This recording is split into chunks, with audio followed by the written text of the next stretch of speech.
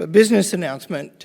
In the lobby after this event, there'll be a booth, and you can buy your way into Hillsdale College if you want to. Do you guys just marvel at all that stuff? It's amazing to me. Thank you, Matt. I acknowledge the most intelligent member of the Cotton family here tonight, Anna, his wife. Please stand up, dear. Stand up. Come on, come on.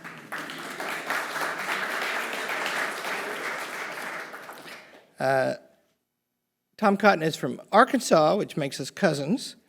He's from Harvard, couldn't get into Hillsdale. And he's from the U.S. Army. He's been a member of the House and now a member of the Senate. So far, he's always been a legislator. You can think what kind of man he is by thinking what that is. Legislation is a form of the intellectual virtue of prudence, and it's the form that's closest to principle and theory. Prudence has to do with calculating, figuring out what to do amidst shifting circumstances. Legislation is made longer than that. It's not the immediate circumstances. Laws are supposed to last. They're supposed to not be about particular people or particular things or situations. They're supposed to be general. That's thought to be a condition of the rule of law. If you've forgotten that, you can be forgiven because laws are not like that anymore. Now the Congress doesn't really make the laws anymore. Now they're just details, often naming this person or that. Tom Cotton opposes that. He opposes it because you can read about the outrages he commits all the time. But and he is particularly guilty because everybody knows he's pretty smart. He ought to know better. But also you can see it because what kind of senator is he? I happen to have known Tom and Anna before Tom got into politics, and actually knew Tom and Anna before they knew each other. I always thought Tom got lucky. But then he gets in the Congress and then in the Senate, and he knows how to do it. It's amazing. So here's the thing he did. One of the first things he did, it was kind of crazy. He sent a letter to the mullahs in Iran about the deal that was being negotiated. And you know, it isn't right for a senator to interfere in the foreign policy of the United States, except in one way. He just wrote a little instruction to the mullahs about how treaties get passed in America and the fact that they have to go through the Senate of the United States. I thought that was just great, and also, you know, aggressive and restrained in the right measure. He went with then Congressman Pompeo to Geneva one time, you know, and fact-finding missions are supposed to be about finding out facts. And the fact he found out was that there were side agreements in the Iran deal about inspection, and those were not going to be made public. Well, it doesn't matter anymore. That deal has been rescinded, but that was international news. Tonight he's going to talk about war. He knows about war. He sought it. He fought in it. He distinguished himself in it. He didn't have to do that. He chose it. Chose it when he was a Harvard lawyer graduate, as his sister will tell you. She's an Arkansas girl, just like my sisters. He at last got into a position where he was going to make some money, and what does he do but up and join the Army? And then after that, the Congress and the Senate. He's got deep respect for those who fight. He was appointed to the Old Guard, which is the oldest military unit in the United States, and they now bury our war dead. And he takes that with the utmost seriousness. He's a man who has the capacity and also the station or qualification to write a book about that highly honorable subject, and I can tell you that the book is beautiful, and I welcome Tom Cotton.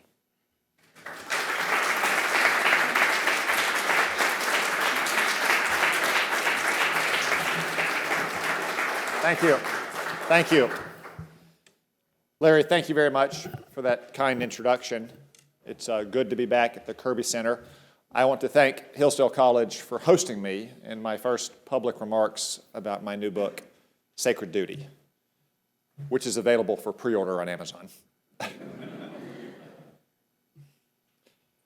Every headstone at Arlington tells a story. These are the tales of heroes. I thought, as I put the toe of my combat boot against the white marble. I pulled a miniature American flag out of my assault pack, and I pushed it 3 inches into the ground at my heel. I stepped aside to inspect it, making sure it met the precise standard we had briefed to our troops earlier that day, vertical and perpendicular to the headstone. Satisfied, I moved to the next headstone to keep up with my soldiers. Having started this row, I now had to complete it. 1 soldier per row was our rule. Otherwise, different boot sizes might disrupt the perfect symmetry of the headstones and the flags. I planted flag after flag, as did the soldiers on the rows around me. Bending over to plant those flags brought me eye level to the lettering on those marble stones. The stories continued with each one. Distinguished Service Cross, Silver Star, Bronze Star, Purple Heart. America's wars marched by. Iraq, Afghanistan, Vietnam, Korea, World War II, World War I. Some soldiers died in very old age, others still were teenagers. Crosses, Stars of David, crescents and stars, every religion, every race, every age, every region of America is represented in these fields of stone. I came upon the gravesite of a Medal of Honor recipient. I paused, came to attention, and saluted. The Medal of Honor is our nation's highest decoration for battlefield valor. By military custom, all soldiers salute the Medal of Honor recipients, irrespective of their rank, in life and in death. We had reminded our soldiers of this courtesy. Hundreds of grave sites would receive salutes that afternoon. I planted this hero's flag and kept moving. On some headstones sat a small memento, a rank or unit patch, a military coin, a seashell, sometimes just a penny or even a rock. Each was a sign that someone, maybe family or friends, perhaps even a battle buddy who lived because of his friend's ultimate sacrifice, had visited and honored and mourned. For those of us who had been downrange, the sight was equally comforting and jarring. Comforting as a sign that we would be remembered in death, but also a reminder of just how close some of us had come to resting here ourselves. I left those mementos undisturbed. After a while, my hand began to hurt from pushing in the pointed gold tips of those flags. There had been no rain that week, so the ground was hard. I asked my soldiers how they were moving so fast and seemingly pain-free. They asked if I was using a bottle cap, and I said no. Several shook their heads in disbelief. Apparently, missing a bottle cap was a grave sin on par with forgetting your rifle or your night vision goggles on patrol in Iraq. Those kinds of little tricks and techniques were not briefed in that day's written order, but rather they get passed down from seasoned soldiers. Details like this often make the difference between mission success and failure, whether in combat or stateside. After some good-natured ribbing at my expense, one of my privates squared me away with a spare bottle cap, and we kept moving. We finished up our section, our last section, got word over the radio to go to the Columbarium, an open-aired building where thousands of urns rested in niches.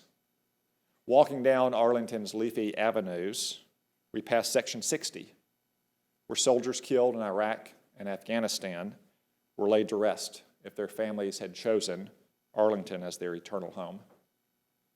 Unlike in the other sections of the cemetery that day, several visitors and mourners were present. Some had settled in for a while on blankets or lawn chairs. Others walked among the headstones. even from our respectful distance, we could see the sense of loss and grief on their faces. Once we finished at the Columbarium, "Mission complete" came over the radio, and we began the long walk up Arlington's hills and back to Fort Myer. In just a few hours that afternoon, we had placed a flag at every gravesite in this sacred ground, more than 200,000 of them. From President John F. Kennedy to the unknown soldiers, to the youngest privates from our oldest wars, every hero in Arlington had a few moments that day with a soldier who, in a simple act of remembrance, delivered a powerful message to the dead and the living alike. You are not forgotten. That day, the Thursday before Memorial Day, is known as Flags In at Arlington National Cemetery. And the soldiers who place the flags belong to the 3rd United States Infantry Regiment, better known as the Old Guard. My turn at Flags In came in 2007 between my tours in Iraq and Afghanistan. The Old Guard is literally the Old Guard, the oldest active duty infantry regiment in the Army, dating back to 1784, 3 years older than our Constitution itself. The regiment got its nickname in 1847 from Winfield Scott, the longest-serving general in American history. Scott gave the regiment the honor of leading the Victory March into Mexico City, where he directed his staff to take your hats off to the Old Guard of the Army. The nickname stuck. Perhaps Scott felt an old kinship himself toward the 3rd Infantry because he had fought the British alongside them outside of Niagara Falls 33 years earlier in the War of 1812. But the Old Guard's performance in the Mexican War also merited the honor by itself. Among the few regiments to participate in both of the major campaigns of the war, Monterey in 1846 and Mexico City in 1847, the Old Guard made history alongside American military legends. A young lieutenant later wrote that the loss of the 3rd Infantry and commissioned officers was especially severe in the brutal street-to-street fighting in Monterey. That lieutenant's name was Ulysses S. Grant. Likewise, the 3rd Infantry was part of the main effort the next year at the Battle of Cerro Gordo, the last stand on the road to Mexico City by the famed Mexican general Antonio López de Santa Anna. The Mexicans had a numerically superior force on the high ground of both sides of the only passable road on the way to the capital. But Santa Anna had underestimated the Americans' ingenuity and audacity.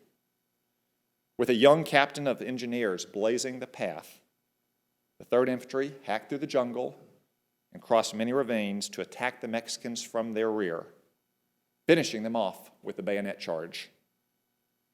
That captain's name was Robert E. Lee.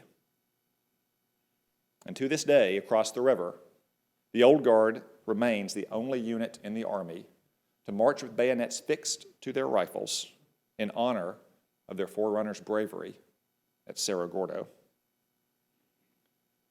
Like those two antagonists, the Old Guard returned to the battlefield in the Civil War, fighting with other so-called regulars, the career professional soldiers of the federal government, as opposed to the volunteer soldiers of the state regiments. The Old Guard fought every major battle on the eastern theater of the war, from the First Battle of Bull Run to Gettysburg, where they helped hold off Confederate charges against the weakened salient in Union lines in the wheat field. Watching from the nearby Round Top Hills, a state militiaman later wrote, "For 2 years, the regulars taught us how to fight like soldiers. At the wheat field at Gettysburg, they taught us how to die like soldiers." Though out of the fight, the regiment later served in Grant's headquarters at Appomattox Courthouse 154 years ago today, as he accepted the surrender of their old Pathfinder from Cerro Gordo. After the war, the Old Guard went west, as the American frontier did, and ultimately to the Philippines at the turn of the century. They fought under General John Blackjack Pershing. They fought against Muslim radicals in places like Mindanao and Jolo, where the Islamic State and Al-Qaeda have franchises today. They guarded our southern border with Mexico from Pancho Villa during World War I, and they trained the vast new army of recruits for World War II before deploying to Europe in the final months of the war.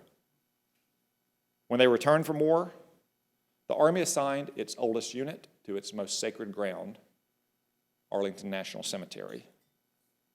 The cemetery's seal calls it our nation's most sacred shrine, and with good reason. To borrow from Tocqueville in a different context, those rolling hills seem called by some secret design of providence to become our nation's preeminent cemetery. George Washington's adopted son, Martha's only surviving son, bought the land that became Arlington in 1778 to be closer to his mother, the only father he had ever known, and their beloved Mount Vernon. George Washington advised him on the purchase in correspondence from his winter camp at Valley Forge. But our national triumph 3 years later at Yorktown shattered the family's dreams. Their son died of a fever contracted there, leaving behind a 6-month-old heir to his land. George and Martha raised that boy, George Washington Parke Custis, as their own. Wash, as he was known, watched up close as General Washington became President Washington. When Wash came of age and inherited the land in 1802, he initially christened it Mount Washington in honor of the adoptive father he revered so much. Though he later renamed it Arlington, Wash used the land as a kind of public memorial in his lifelong mission to honor his father. From hosting celebrations on Washington's birthday, to displaying artifacts and memorabilia from Mount Vernon and Washington's campaigns for the public, to building the grand mansion still visible from the Lincoln Memorial and Memorial Bridge, Arlington got its start as a shrine to the father of our country. A new resident arrived in 1831 when then Lieutenant Robert E. Lee married Wash's only surviving child, Mary. Lee himself was the son of Washington's trusted cavalry commander during the Revolutionary War, and for 30 years, the Lees made Arlington their home and raised a family there between his military assignments. Because of these ties to Washington and his own military genius and the fame derived from both, Lee was offered command of a Union army as the Civil War started, but he declined it on the spot. His longtime mentor, none other than the 3rd Infantry's old commander, Winfield Scott, and now President Lincoln's General-in-Chief, scolded Lee. He said, "Lee, you have made the greatest mistake of your life, but I feared it would be so." Scott encouraged Lee to resign his commission, which Lee did a couple days later in a letter written from Arlington House. Lee left Arlington for Richmond that day, never to return. And the United States Army occupied Arlington on May 24th, 1861, and it has held the ground ever since.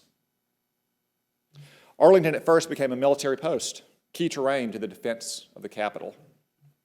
The Old Guard even camped there for a few days in the summer of 1861 before the first battle of Bull Run. But as the horrific war ground on, casualties mounted and Washington's cemeteries filled up. Montgomery Meigs, the Quartermaster General, and Edwin Stanton, the Secretary of War, detested Robert E. Lee as a traitor and saw a double opportunity. By turning Arlington into a Union cemetery, they gained hundreds of acres of new land for graves, while also foreclosing Lee's return after the war. On May 13, 1864, Private William Chrisman was the first soldier interred at Arlington. Thousands more would soon join him, fixing Arlington as a new national cemetery. Or so they thought. Lee's son had inherited the family's claim to their old farm. Himself a Confederate officer, his name nevertheless reflected the nation's deep roots at Arlington. George Washington Custis Lee. Known as Custis, he petitioned Congress to no avail and then sued in federal court to evict the Army as trespassers from the old family farm. United States v. Lee worked its way over the years to the Supreme Court, which finally upheld the Lee's family claim.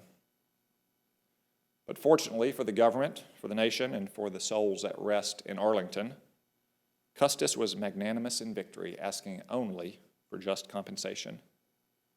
And in 1883, he deeded the land back to the government in return for $150,000. The Secretary of War who accepted the deed was Robert Todd Lincoln, the son of President Lincoln. After that final act of reconciliation between the firstborn sons of a great president and his famed rebel antagonist, Arlington's dead could finally rest in peace for eternity. Perhaps then it is fitting, perhaps another one of those secret designs of providence, that our nation's oldest regiment found its final home at our nation's most sacred ground. In 1948, when the Old Guard became the Army's ceremonial unit and official escort to the President. For 71 years, the Old Guard has marched in inaugural parades and performed ceremonies at the White House and the Pentagon and provided color guards and drill teams for events around the Capitol, among many other missions. But one mission takes priority above all else: military honor funerals in Arlington National Cemetery. Funerals first. That was our standard in my day, and it remains the standard today. In manning, in training, in operating, funerals always come first for the Old Guard. Funerals are, as we said, a no-fail, zero-defect mission. While we often perform more than 20 funerals in a day, we knew that for the fallen and their families, each funeral was a once-in-a-lifetime moment, a lifetime in the making. No matter how often we conducted funerals, and most of us performed hundreds and hundreds of funerals, the pressure to achieve perfection for the fallen and their families never relented. Lieutenant Colonel Alan Kehoe is the battalion commander in charge of Old Guard funerals today. He has served with the elite 75th Ranger Regiment and is a 5-time combat veteran. Yet he told me, "I've never experienced pressure like this anywhere else in the Army." He paused and added, "I know that sounds crazy." Perhaps to some, but not to me and not to his soldiers. We felt that same pressure every day in Arlington, the pressure to perform our sacred duty to honor America's heroes. Nothing interferes with the Old Guard's mission in Arlington. And when I say nothing, I mean nothing. Not even 9/11. On that beautiful morning, the 9 o'clock funerals were underway when American Airlines Flight 77 slammed into the Pentagon, blasting debris across Washington Boulevard and into the cemetery's southeastern corner. The Old Guard's medical platoon rushed to the scene, becoming the first soldiers to deploy to a battlefield in the War on Terror. Yet those 9 o'clock funerals continued. So did the 10 o'clock funerals and the 11 o'clock funerals. And over the next month, even as hundreds of Old Guard soldiers pulled guard duty at the Pentagon and carried remains from that crash site, funerals never stopped in Arlington. Last year was no different during the state funeral of President George H.W. Bush. As the nation awoke to news of his passing, the Old Guard had already assembled in the pre-dawn darkness Saturday morning at Fort Myer. Over the next 6 days, hundreds of Old Guard soldiers would honor the old aviator in Texas, at Andrews Air Force Base, in the Capitol, and Washington National Cathedral. Yet far from the limelight, funerals in Arlington continued as planned. As one Old Guard soldier told me, our standards remain the same, whether it's President Bush or Private First Class. Whomever we laid to rest, we spent hours preparing for that last perfect moment of honor to our fallen. Old Guard companies have industrial quality press machines in their barracks to achieve those razor-sharp creases on their uniforms. We measured uniform insignia out to 1/64th of an inch. Sitting down in uniform between funerals was prohibited to avoid wrinkles. We prepared for funerals in sweltering summer heat, in winter blizzards, and driving rain. Even when inclement weather shuts the cemetery to the public, it doesn't stop the Old Guard from performing funerals on time and to standard. We constantly practiced and rehearsed. Each morning, casket teams practiced at folding the flag, even though they had folded a flag hundreds, if not thousands of times before. Firing parties practiced their 3-volley salute, volleys that they fired dozens of times every day. In the cemetery, we talked through key sequences and cues before each funeral, sometimes conducting the very same talk-through 6 times in a day. Nothing was taken for granted. For rare, complex funerals, the Old Guard goes to even greater lengths. I participated once in a group burial for 12 soldiers killed in a helicopter crash in Iraq. We rehearsed the mission for several days in a row to be sure it was perfect. Last year, the Old Guard dedicated the newest 27 acres of the cemetery by laying to rest 2 unknown Civil War soldiers whose remains had been recently discovered at the battlefield of the Second Battle of Bull Run. The soldiers involved rehearsed that mission 6 times before performing it. Researchers believe, incidentally, that those 2 soldiers may have died from wounds suffered during the Union's failed assault on the 3rd and final day of the battle, an assault in which the Old Guard participated. And Arlington is not the only site of the Old Guard's no-fail mission to honor our fallen. Since the earliest days of the Iraq War, the Old Guard has performed the dignified transfer of remains at Dover Air Force Base in Delaware, where our nation's fallen soldiers return home for the last time. My tour with the Old Guard coincided with the surge in Iraq. So sadly, we had Dover missions almost every night. They typically happen at night, given the flight times and the time zone changes. But whatever the time, whatever the conditions, the Old Guard was there when the remains landed, no question asked. My soldiers and I once drove to Dover 2 days early to get ahead of a potential blizzard. If a soldier was coming home, the Old Guard would be there to honor him. Most Americans have seen the iconic photographs of flag-draped cases at Dover. Few have stood among them on that windy ramp, but Old Guard soldiers have. We've stood alone in the cargo hold, inspecting the flags for the slightest deficiencies. We've strained with the heavy case of a soldier, still in full combat gear packed in ice, and we felt the lightweight cases of the dissociated remains of a soldier killed by an improvised bomb, the enemy's most deadly weapon in Iraq and Afghanistan. We've saluted from the airplane as the remains were driven away to be prepared for return to their family. These lonely and poignant moments at Dover, like the Old Guard's unflagging dedication to our fallen in Arlington and its conduct of Flags In over Memorial Day weekend, tells not only a story about our war dead and the soldiers who honor them, but also a story about the nation on whose behalf they serve.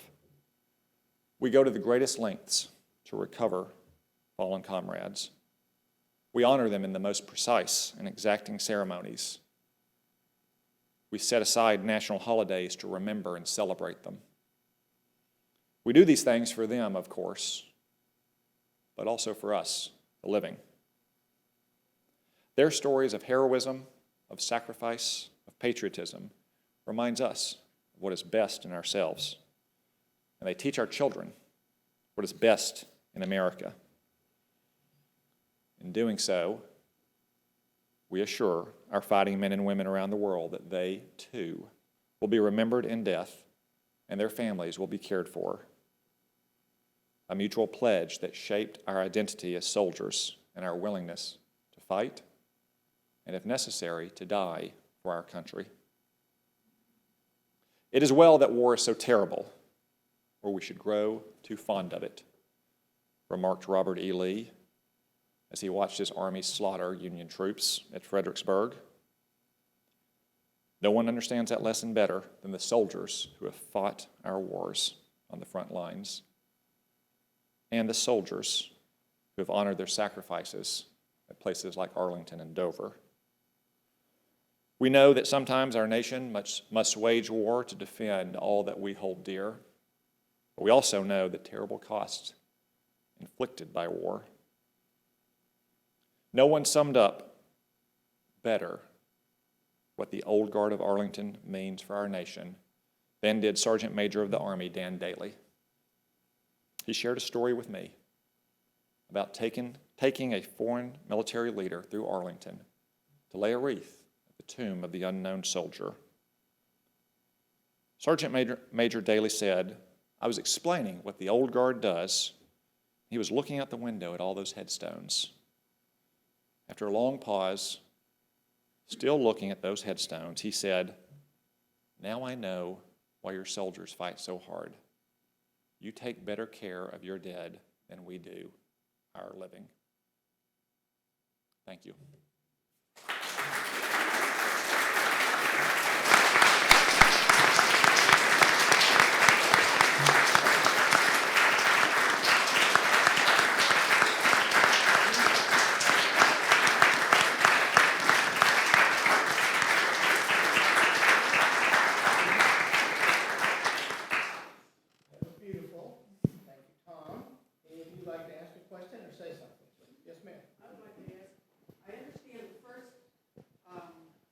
Cemetery is actually at, the first National Cemetery is actually at the old Soldiers' Home, where President Lincoln's summer cottage was, and there were lots of graves there.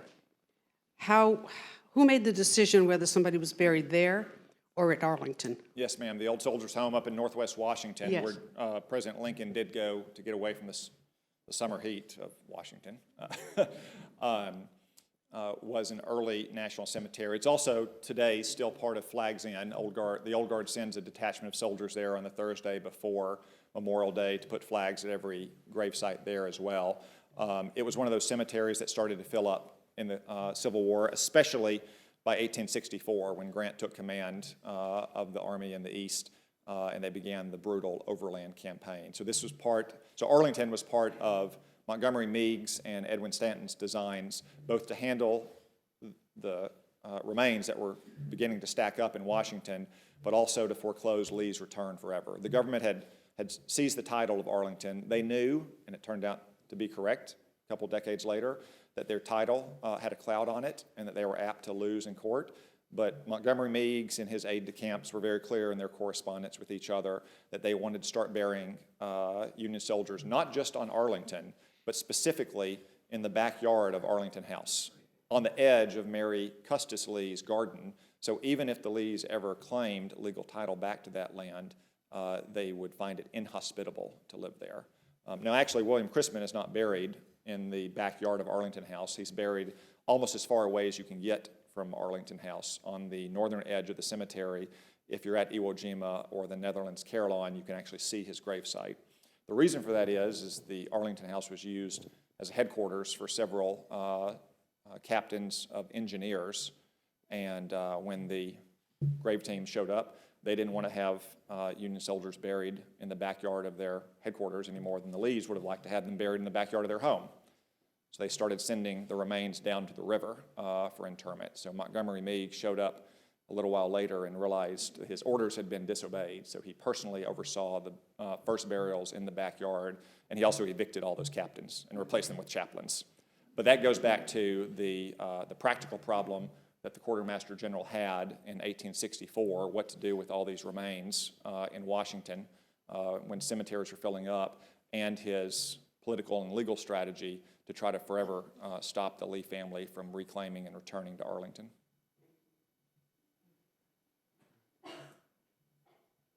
Go ahead.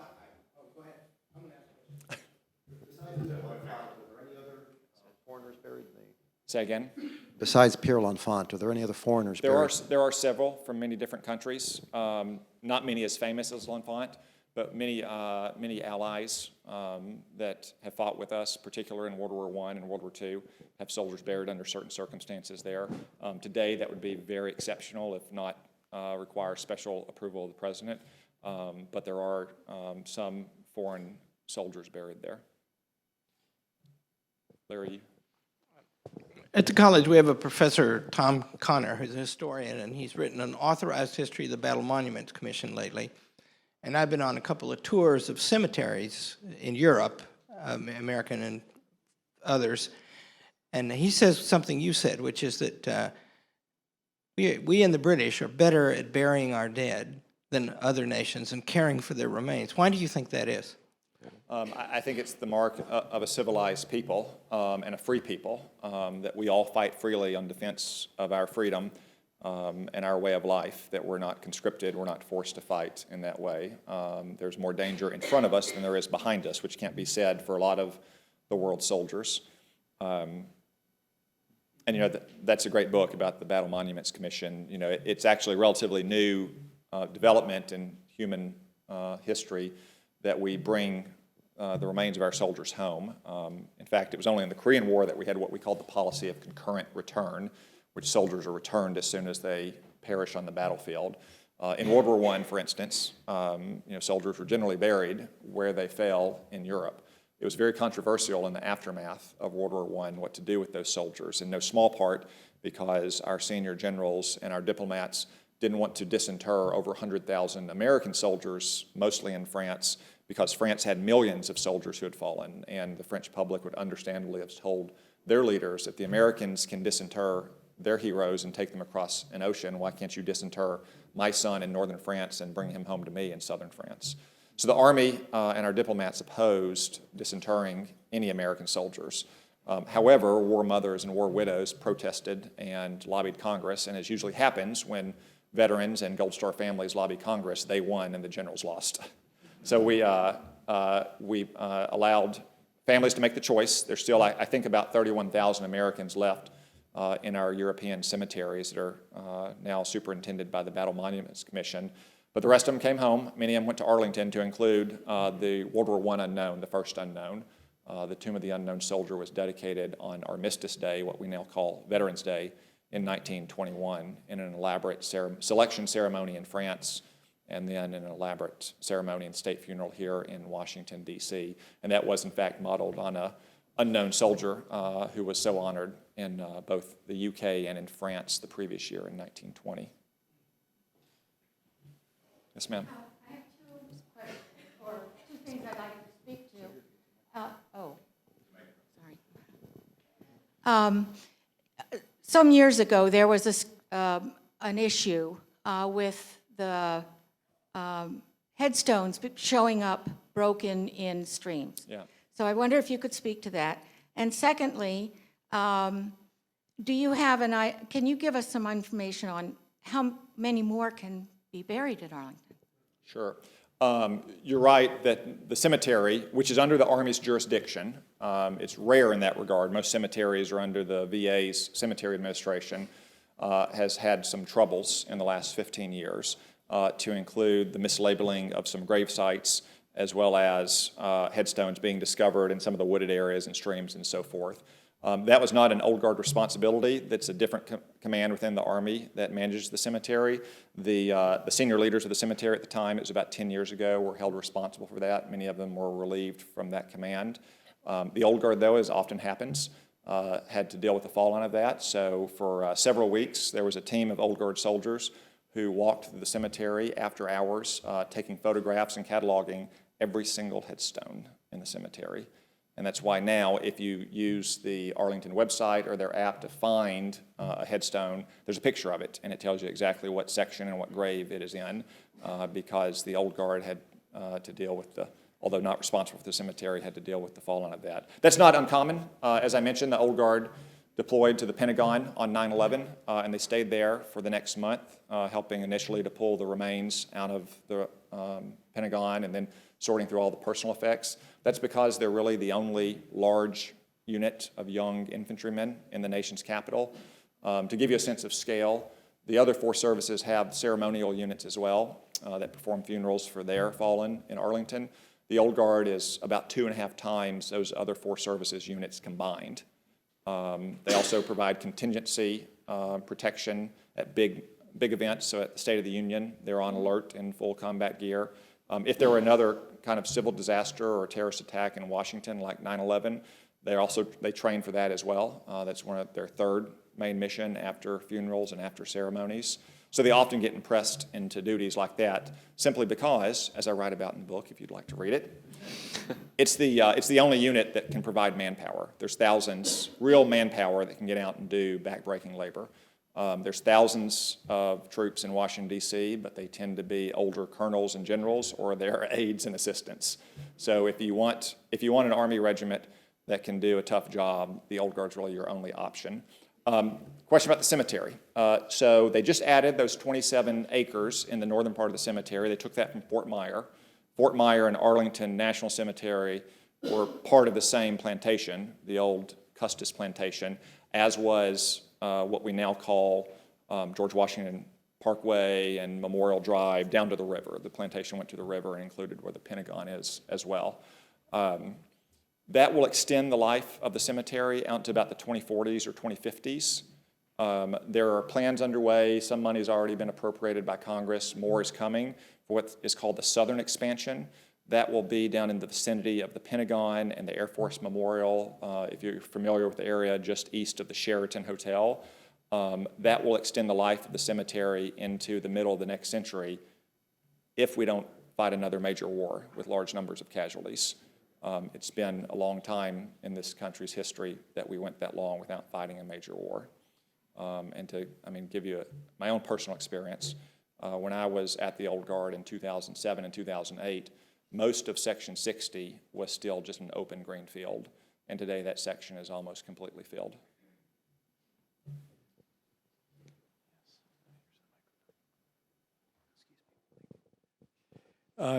Yes, you might mention the deployability of the Old Guard. I bumped into my godson, who was a first lieutenant at the time in Djibouti in December '03, that the Army, when it was stressed, actually deployed Old Guard elements as infantrymen. And I remember they were deployed into Djibouti back in December of '03. So I'll actually go back a little bit further than that. I'll go back to June 3rd, 1784, when the Old Guard was created, because one thing I learned in the research for this book is, the kind of rash, precipitous drawdowns of our military that we see, say, after the Cold War, is not an anomaly. It is an American tradition. After every major war, we have engaged in a very rash and hasty drawdown of our military forces until the enemy figured out what was going on, and we had to engage in an equally rash and hasty buildup. So at Yorktown, we had the equivalent of about 60 infantry battalions under arms. By 1784, we had only 2 platoons left of regular soldiers, as they were called. That's fewer than 100 troops, basically just to garrison 2 forts.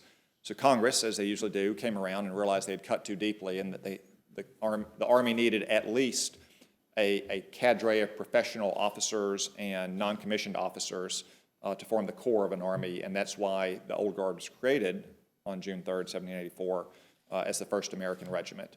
And that's a lot of the Old Guard's evolution resulted from that as well. You know, why are they called the 3rd Infantry Regiment, not the 1st Infantry Regiment, since they all, after all, were the 1st, and they were named the 1st American Regiment? That's because after the War of 1812, we went from 48 regiments down to 8 regiments, even though Great Britain was still threatening us.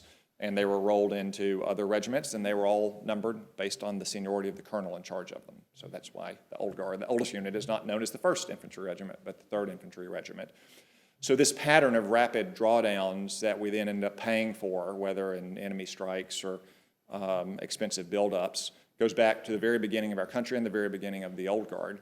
And yeah, in late 2003, in the early days of the Iraq War, our Army was strained so much that Army leaders at the time had to take some very unusual decisions. And I spoke during the research of this book for the generals that were involved in those decisions. 3 of them in particular stood out. First, we deployed one of the brigades that we've long had stationed on the Korean Peninsula to Iraq. That brigade is obviously there for a reason. It's not to fight expeditionary wars, it's to secure the peninsula, but they had to go. 2, we deployed the permanent opposition forces that we have assigned to our 2 national training centers, one at Fort Polk in Louisiana, one at the National Training Center outside Barstow, California, to fight in combat. They're excellent soldiers because all they do is play the opposition force for visiting units that are about ready to go down range 10 times a year. But the third, and probably the most striking example of how strained the Army was, is the Army leadership made a decision to deploy a company of Old Guard soldiers out of Fort Myer for the first time since 1948 to Djibouti, where we have a strategically critical base on the Red Sea near the Bab al-Mandeb Straits. That happened again 2 more times. I went to Djibouti during my time at the Old Guard. Delta Company deployed. I was in Charlie, which meant it put a great strain on us at the cemetery because we'd lost 1/3 of our combat power, so to speak, in performing funerals and ceremonies. And then in 2010 and 2011, my old company, Charlie Company, had to go to Iraq. So 3 times in 8 years, because of improvident military drawdowns, the Old Guard had to deploy a company overseas.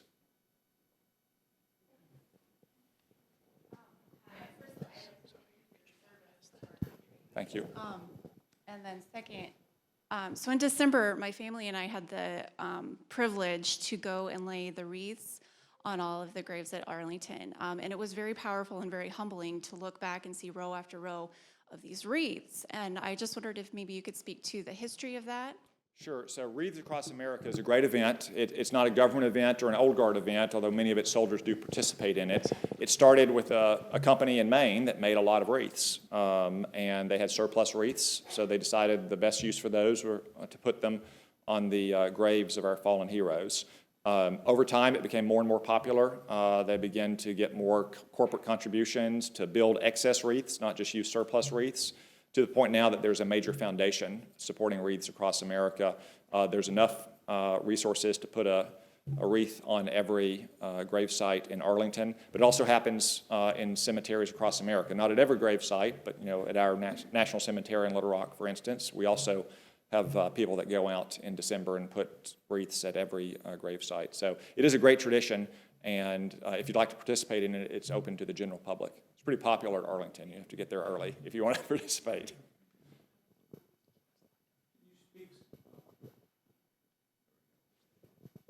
Can you speak to the pledge to behavior that the soldiers in the old Guard make? I understand this is something they pledge to forever.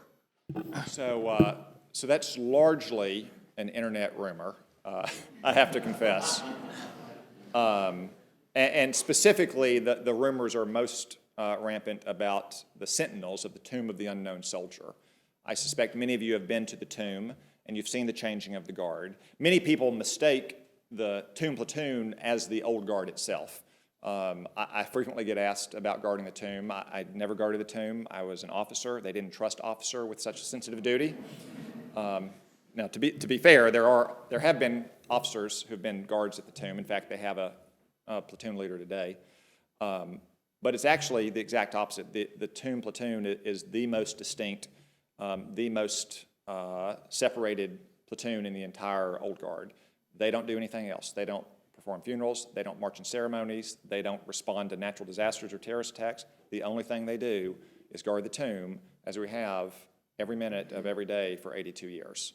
There are many rumors on the internet about how those tomb guards take a pledge not to speak for the first 6 months that they're in the tomb platoon. That's not the case. They couldn't lay a wreath without being able to speak and give instructions to the civilians. They take a pledge to never swear again. I have to confess, I've seen tomb guards swear once or twice. No, never on duty, never on duty. There's a rumor that they take a pledge to never drink alcohol again. And I have to confess, I've seen tomb guards drink a beer or 3 on occasion, although never again on duty. But I do think, even though apocryphal, those rumors shed light on the reverence that our nation has for Arlington and for the Old Guard, and specifically for that tomb and what it means for our nation. For the longest time, it still could happen today. World War II veterans still visit there every now and then. For the longest time, and Korean veterans for that matter, thousands of veterans of those wars, or widows, or war sons and war daughters could visit that tomb, and they had never seen their father, didn't know what happened to him. And they could imagine that unknown from World War I or World War II or the Korean War was their son or their husband or their dad. And tomb guards today will still tell you that they see women dressed in black mourning at the tomb, young women, younger than Anna and me, presumably a widow of a soldier who died in Iraq or Afghanistan. So I think those rumors, although apocryphal, are a good example of exactly what that place means to our nation.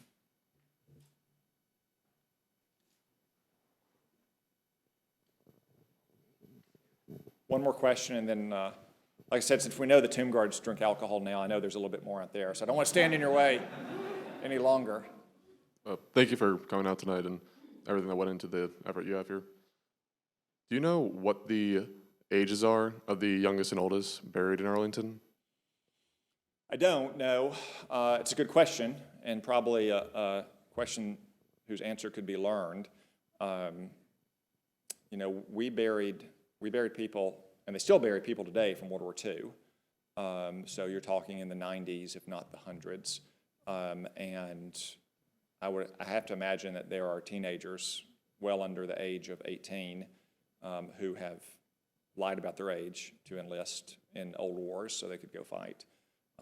Now, unfortunately, I can tell you the youngest people buried in Arlington are a day old or less, because especially in some of the older sections of the cemetery, there's even a section called the children's section. There are infants who are buried in the same gravesite as their father or their mother. Those gravesites can accommodate several sets of remains, typically a soldier and husband or wife. But if a soldier loses a minor child, then that minor child can also be eligible in Arlington. Typically that's done in advance, so they sign a form that pledges that they themselves will be buried there whenever they finally pass away.